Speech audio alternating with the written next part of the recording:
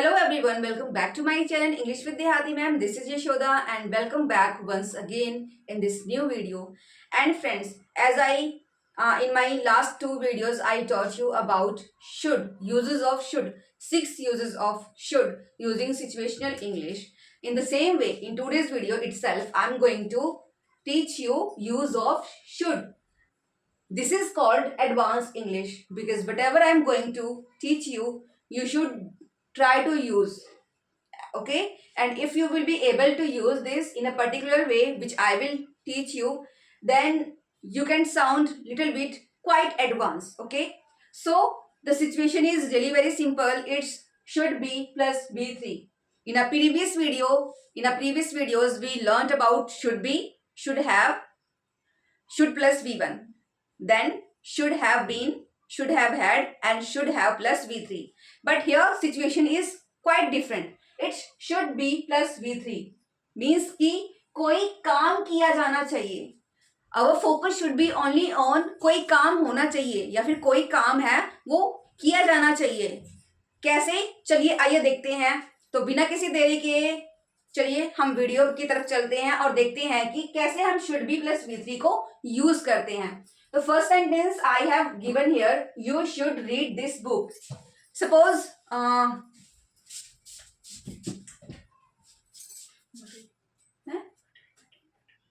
बटू ऊपर है. Suppose I have this book, sorry, suppose I have this book and right now I am saying to you, hey listen, you should read this book. Okay, you should read this book. But if I don't want to say this thing, I don't want to mention you, मैं आपको mention नहीं करना चाहती, but my focus should be only on this book. मैं ये चाहती हूँ कि मैं बोलूँ कि इस बुक को पढ़ा जाना चाहिए. Then how can I say? Then I will use the passive form. तो एज अ शुड हमारी क्या है, मॉडल वर्ब है. बट मैं ये चीज आपको इसलिए पढ़ा रही हूँ क्योंकि मैं अभी शुड की सीरीज जो है वो हमारी चल रही है, तो इसलिए मैं आपको शुड के बारे में बताना चाहती हूँ. जैसे मैंने कहा कि you should read this book, तो इसको हम दूसरा वे क्या है हमारा इसको लिखने का, हम इसको लिख सकते हैं. मैं कह सकती हूँ कि this book should be written, sorry, this book should be read. This book should be read. हम रीड को एज ए फर्स्ट फॉर्म पढ़ते हैं तो उसको हम रीड पढ़ते हैं क्योंकि स्पेलिंग तीनों फॉर्म्स में सेम होती है. बट जब हम इसको सेकंड फॉर्म या थर्ड फॉर्म में पढ़ते हैं तो हम इसको एज ए रेड पढ़ते हैं. एक चीज मैं आपको बता दूं, जब भी आप पैसिव वॉइस की हम बात करते हैं, ठीक है, तो इसका एक रूल होता है जो सबसे इंपॉर्टेंट होता है, वो होता है हमारा v3. आपका कोई भी पैसिव वॉइस हो, आपको हमेशा v3 यूज करना है. वर्ब की हमेशा थर्ड फॉर्म यूज होगी. अलॉन्ग विद दैट आपका ये जो हेल्पिंग वर्ब है, ठीक है, यहाँ पे आपका क्या है, शुड है. ये मॉडल वर्ब है, आप मॉडल वर्ब भी कह सकते हो, ठीक है. ये शुड है, तो शुड हमारा जब ये चेंज होता है तो ये हमारा क्या बन जाता है, शुड बी. तो सपोज करो कि आपको ये सोचना ही नहीं है कि आपको शुड से चेंज करना है. हमें जैसे मुझे फोकस करना है कि this should book should be red, ठीक है. तो यहाँ पे आपको ये याद रखना है कि ये हमारा शुड बी एक एडवांस स्ट्रक्चर है. Should be plus v3, this book should be red.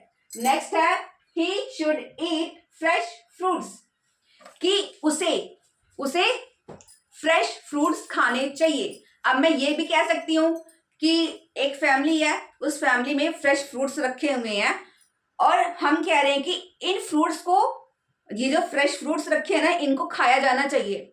यहाँ पे हम ये नहीं शो कर रहे कि उसको कौन खाएगा, पापा खाएंगे, मम्मा खाएंगी या चिल्ड्रन खाएंगे, ठीक है, या दादा दादी, कोई कौन खाएगा. But our focus should be only on fruits, कि fruits should be eaten. Got it. तो इसका हमारा होगा फ्रेश फ्रूट्स, मतलब कि ताजे फल. Fresh fruits should be eaten.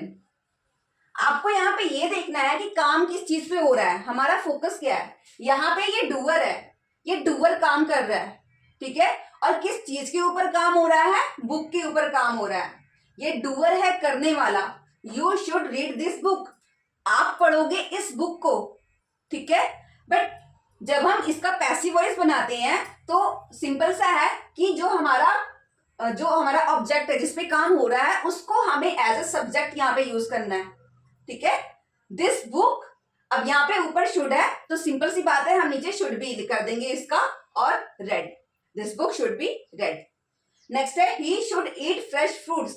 अब यहाँ पे किस पे काम हो रहा है? ये डूअर है, ही डूअर है, और फ्रेश फ्रूट्स हमारा ऑब्जेक्ट है। तो हमें अब फ्रेश फ्रूट्स की हमें बात करनी है, फ्रेश फ्रूट्स को हम एज अ सब्जेक्ट ले लेंगे। Fresh fruits should be eaten.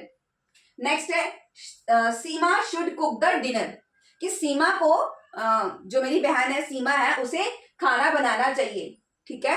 अब हम ये भी तो कह रहे हैं ना कि खाना बनाना जाना चाहिए। यहाँ पे हमारा फोकस ये है कि पर्टिकुलरली सीमा ही बनाएगी, बट हम ये भी कह सकते हैं कि the dinner should B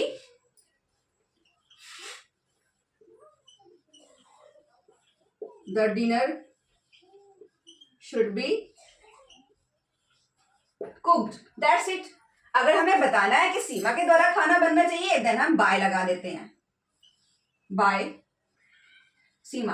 actually हमारे स्कूल टाइम में हमको क्या पढ़ाया गया था कि हमको बाय लगाना ही है, ठीक है। बट मैं ये नहीं कहूंगी हमको बाय लगाना है, it's totally up to you whether you want to use it और not, but as per the situation we should use should के साथ be plus V3, okay. Next है they should paint the house, कि उन्हें घर paint करना चाहिए। तो अब मैं ये भी कह सकती हूँ कि उन्हें घर पेंट करना चाहिए, तो हम ये भी तो कह सकते हैं कि इस घर को पेंट होना चाहिए या फिर ये घर पेंट किया जाना चाहिए। तो हम इसको लिख सकते हैं कि the house should be painted, the house should be painted by them, by him, by her, by you, it doesn't matter, but your house should be painted. आपका घर पेंट होना चाहिए, उसको कौन करता है it doesn't matter, but here the thing which matters is your house should be painted. आपके घर को पेंट किया जाना चाहिए, ठीक है। नेक्स्ट है we should pay the taxes, कि हमें टैक्स पे करना चाहिए, जो कर हो रहा है हमें उसको पे करना चाहिए। तो हम इसको कह सकते हैं the taxes should be paid,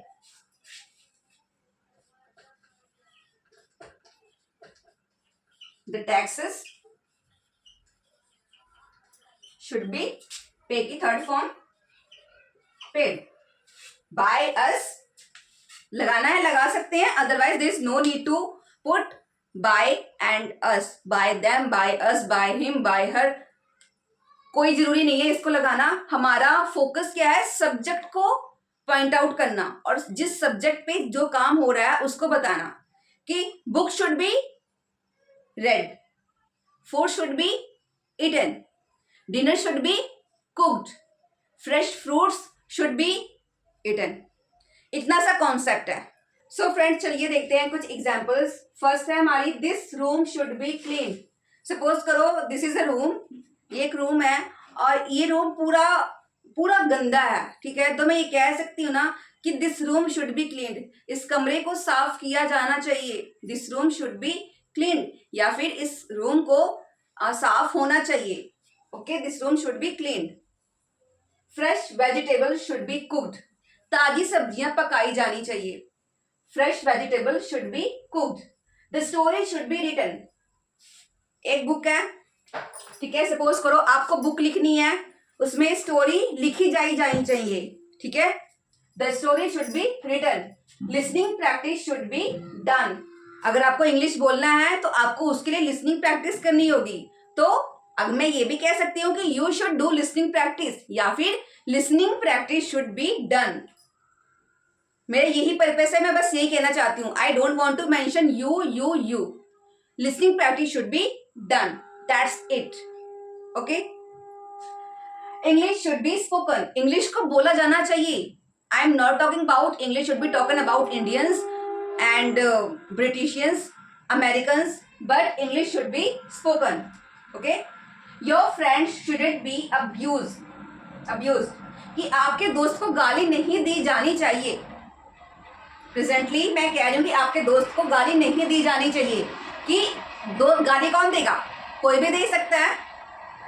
यहाँ पे है योर फ्रेंड दिया हुआ है कि योर फ्रेंड कि दोस्त को गाली नहीं दी जानी चाहिए। गाली मैं भी दे सकती हूँ। I should not abuse your friends. तो क्या होगा इसका पैसिव फॉर्म में? Your friends shouldn't be abused. Okay, next the exercise should be done. हमें कसरत करनी चाहिए, कसरत को किया जाना चाहिए। ठीक है। Our elders should be respected. हमारे एल्डर्स जो हैं उनकी रिस्पेक्ट की जानी चाहिए। The student shouldn't be punished. विद्यार्थियों को सजा नहीं दी जानी चाहिए। The student shouldn't be punished. Next है the children should be taught manners. जो बच्चे हैं उनको मैनर्स सिखाया जाना चाहिए। तो आई होप फ्रेंड्स कि आपको ये समझ आया हो कि हम शुड बी प्लस V3 का यूज किस सेंस में करते हैं। So it's very simple, it's a passive voice, means कि हम पैसिव वॉइस के सेंस में करते हैं। ठीक है, और ये एक्शन का ही हमारा पार्ट है, स्टेट ऑफ एक्शन का ही पार्ट है। एक चीज मैं यहाँ पे क्लियर करना चाहती हूँ कि आप इसको नॉर्मल भी कर सकते हो, ठीक है, और आप इसको एज अ पैसिव वॉइस भी लिख सकते हो। दोनों वेज सही हैं। अगर आप लिखते हो कि I will clean the room, या फिर I should clean the room, कि मुझे इस रूम को क्लीन करना चाहिए, ये भी सही है। और उसकी जगह पर अगर आप ये सेंटेंस यूज करते हो कि this room should be clean, ये भी सही है। It's totally up to you whether you want to use simple action और इन पैसिव वॉइस। तो आई होप फ्रेंड्स कि आपको आइडिया आ गया होगा और समझ आ गया होगा।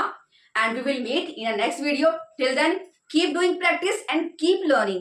कोई भी चीज मुश्किल नहीं है। एक ही चीज है जो आपकी हर चीज को मुश्किल बनाती है, वो है आपका बिलीफ सिस्टम।